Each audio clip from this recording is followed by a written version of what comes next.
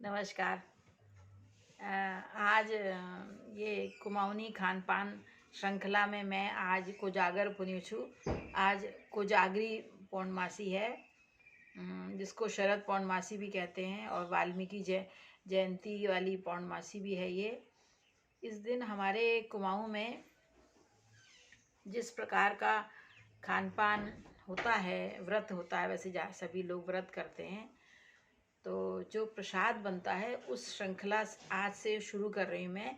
प्रसाद और पकवान श्रृंखला कुमाऊनी, हमारे कुमाऊँ में क्षेत्र में जिस प्रकार से बनता है प्रसाद, तो प्रसाद होता है, किंतु हर क्षेत्र की अपनी विशेषता होती है कि वो किस प्रकार से और क्या क्या वस्तुओं की को उपलब्ध कराकर प्रसाद भगवान को भोग चढ़ाते हैं। और इसी में मैं पकवान भी जो जितने आते हैं, मैंने सोचा था कि मैं खुद स्वयं काउंटर पे खड़े होके के पास खड़े होके एक एक चीज़ प्रैक्टिकल करके दिखाऊंगी, पर वो हो नहीं पा रहा है क्योंकि मैं को थोड़ा सा खड़े होने में असमर्थता जैसी है, थोड़ा दर्द हो जाता है और इन सब चीज़ों में थोड़ा समय लगता है। तो इसलिए सही ढंग से मैं दिखा नहीं पा रहा। मैं ऐसे आप लोगों को इसका थ्योरी बताऊंगी आपकी इसकी, तो कि आपको समझ में आ जाएगा। और सब लोग जानते हैं, मुझसे ज़्यादा जानते हैं। तो आज मैं सिर्फ एक चीज़ बता रही हूँ, कसार, जिसको हम लोग कहते हैं कसार, और आम तौर पे इसको पंजीरी कहा जाता है, जो सत्यनारायण की कथा में बनता है। और आज जो हर पौर्णमासी में जो प्रसाद बनता है वो एक्चुअली वास्तव में कसार ही होता है मुख्य रूप से। किंतु आज की जो हमारी कोजागरी पौर्णमासी होती है, कोजागरी मतलब कौन जागता है, इसका अर्थ होता है, ऐसा मैंने सुना है। शरद पौर्णमासी भी कहते हैं। इस दिन ताजमहल को देख, रात में ताजमहल इसकी छटा चांद इस आज की पौर्णमासी की छटा में ताजमहल के दर्शन करने के लिए भी लोग आते हैं। तो ये बहुत सुंदर माना जाता है। और ये मौसम का एक ऐसा एक पड़ाव होता है जिसमें आपके वर्षा ऋतु खत्म होके जो है शरद ऋतु का मतलब जैसे जिसे कहना चाहिए हेमंत ऋतु, जिसे हम कहेंगे, जिसमें मतलब शरद ऋतु का हेमंत ऋतु, ये जो शरद ऋतु है इसकी जो पौर्णमासी होती है इसको हम कहते हैं ये शीतकाल का प्रारंभ होता है। और कहते हैं कि जलवायु में जो परिवर्तन होते हैं ऐसे समय जो खान पान खाया जाता है वो शरीर के लिए विशेष रूप से कुछ ऐसे हमको लाभ प्रदान करता है जो विलक्षण होते हैं। तो आज के इस पॉल्यूशन वाले समय में भी लोग पता नहीं इस सब चीज़ों को मानते हैं, या जो होता है विज्ञान के युग को कहकर हमारी जो पुरानी मान्यताओं को नहीं मानते हैं, वो मैं उनकी बात नहीं कर रही हूँ। तो चलिए आते हैं, वीडियो लंबा हो जाएगा।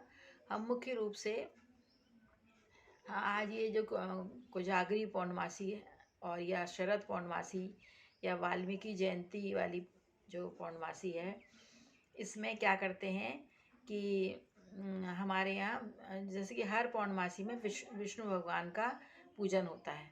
मतलब सत्यनारायण भगवान मतलब विष्णु भगवान का। तो ये रात्रि में होता है। रात्रि मतलब अर्धरात्रि नहीं, उससे पहले। और चांद के दर्शन की आरती की जाती है, चांद के दर्शन करके फिर खाना खाया जाता है। इसमें जो प्रसाद चढ़ता है हमारे यहाँ, वैसे तो सभी पौर्णमासियों में कसार यानी कि पंजीरी बनती है आटे की, किंतु आज हमारे कोजागरी पौर्णमासी वाले दिन कसार के साथ साथ सिंगल और पूए बनते हैं, जिसको मैं कल बताऊंगी आपको। अगर मेरा थोड़ा भी स्वास्थ्य ठीक रहा तो मैं कल आपको इसका वीडियो दूंगी। आज मैं सिर्फ आपको हमारे कुमाऊनी में सत्यनारायण की कथा के लिए जो कसार बनता है वो कैसे बनता है वो बताती हूँ। उसका थोड़ा सा मैं प्रमाण भी बताऊंगी आपको, कितना आप वस्तु डालेंगे। देखिए, इसके लिए जो वस्तुओं की ज़रूरत होती है कसार के लिए, हमारे सत्यनारायण की कथा के लिए, इसमें गेहूं का आटा और घी, चीनी, मुख्य रूप से यही है। पर आज के युग में हम लोग थोड़ा सा उसमें विविधता लाते हैं। तो बहुत से जो ड्राई फ्रूट्स हैं, मेवे हैं सूखे, उनको भी भून के डालते हैं, जैसे किशमिश है, बादाम है, काजू है, चिरौंजी है। तो हमारे कुमाऊनी में तो ऐसा कुछ नहीं, आवश्यक नहीं है। भगवान तो हर चीज़ में खुश हो जाते हैं, आप श्रद्धापूर्वक चढ़ाएं। तो केवल घी चीनी, और कभी कभी कुछ लोग क्या चीनी ना हो तो उसमें बूरा या गुड़ भी डालते हैं कस के महीन करके, और नहीं तो चीनी और घी। घी जो है शुद्ध घी होना चाहिए, और किसी का छुआ हुआ मतलब जैसे कोई जूठा हाथ लगा नहीं होना चाहिए। तो ऐसे घी में प्रसाद बनता है। तो इसके लिए एक लोहे की कढ़ाई हो और मध्यम आँच की, मध्यम में आँच हो, बहुत मध्यम। तो लोहे की कढ़ाई को आप पहले तो आप तेज आंच में लोहे की कढ़ाई गरम कर लीजिए, फिर आंच एकदम मध्यम कर लीजिए। उसमें जैसे मान लीजिए आपने, प्रमाण तो इसका सवा सवा का होता है, जैसे सवा पाव या सवा किलो। भगवान के प्रसाद में सवा का है। सवा का मतलब होता है वन, मतलब एक प्लस चौथाई, तो उसको सवा कहते हैं।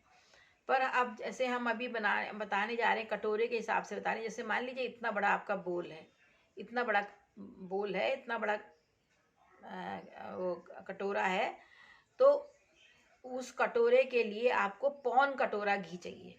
अगर अच्छा, हमारे कुमाऊनी में जो प्रसाद बनता है वो काफ़ी सूखा सूखा, गले में वो वाला नहीं होता, मतलब उसमें काफ़ी घी होता है, एकदम फू फा करने वाला नहीं होता। काफ़ी अच्छा चिकना होता है। जितने भी गरीब से गरीब लोग भी होते हैं उसके लिए वो रखते हैं ये सब घी। तो जैसे आप एक कटोरा आपने आटा लिया है प्रसाद बनाने के लिए, तो आप पौन कटोरा उसमें शुद्ध घी डालेंगे। बहुत लोग गाय का ही घी प्रेफर करते हैं, पर आप यहाँ इतना तो हम रिस्ट्रिक्शन नहीं लगा सकते हैं किसी पर। आप जो उपलब्ध शुद्ध घी हो वो, और वो रखिए। पहले कढ़ाई गर्म हो गई तो उसमें फिर मंदी आंच कर लीजिए, फिर उसमें घी डालिए, जो पौन कटोरा घी है। जब घी आपको लगे कि हाँ हो गया है, तो बहुत धुआं निकलने वाला घी मत रखिएगा, तो गर्म होना चाहिए, पिघल जाना चाहिए अगर जमा हुआ है तो। उसमें फिर आप उसमें वो आटा डालिए जो आपने प्रसाद बनाने के लिए निकाला हुआ है, और इसको नहा धो के सही शुद्धता के साथ बनाते हैं। सभी खाना शुद्धता से बनाना चाहिए, पर प्रसाद भगवान के लिए विशेष रूप से ध्यान रखा जाता है कि कोई जूठा हाथ ना लगा दे, काउंटर भी गैस का साफ हो, वो सब चीज़ ठीक हो जहाँ भी बन रहा हो। तो उसको आप जितना हो सके मंदी आंच में भूनिए, मतलब एक एक कण जो है छोटा सा आटे का, वो अच्छे से भुन जाना चाहिए, और उसका रंग जो है बिस्कुट कलर हो जाए। जैसे जो पार्ले जी का बिस्कुट या कोई भी बिस्किट होते हैं, लाइट ब्राउन, जलना भी नहीं चाहिए, और सफ़ेद भी नहीं रहना चाहिए। हमारे यहाँ प्रसाद बहुत अच्छे से भुना हुआ ही अच्छा मानते हैं। उसमें से जब भुनता है तो एक नटी फ्लेवर आता है बहुत अच्छा सा, पूरे घर में उसका अरोमा, सौंधापन और खुशबू फैल जाती है। तो जब ऐसा भुन जाए, आपको लगे अच्छे से भुन गया है, तो उसमें फिर हम डालते हैं महीन चीनी या बूरा या कसा हुआ गुड़। किंतु अगर आप मेवा वगैरह डालते हैं तो जब प्रसाद भुन रहा होता है और काफ़ी भुन चुका होता है, उसी समय आप किशमिश कतर के, किशमिश को भी बड़े बड़े होते हैं तो छोटे छोटे कर लीजिए, और बादाम के महीन महीन किया हुआ, और काजू है, और चिरौंजी बहुत अच्छी लगती है। बस चिरौंजी को आप पहले देख लीजिएगा कि वो पुरानी ना हो, नहीं तो उसका स्वाद बिगड़ जाता है, कड़वा और तेलाइन हो जाती है। तो उसको भी उसमें भून लीजिए अगर ये डालना है आपको। थोड़ा इलायची पाउडर भी डाल लेते हैं आजकल हम लोग। और कसा हुआ नारियल सूखा, मतलब कच्चा नारियल नहीं, जो गोला होता है ना, बाजार में मिलता है।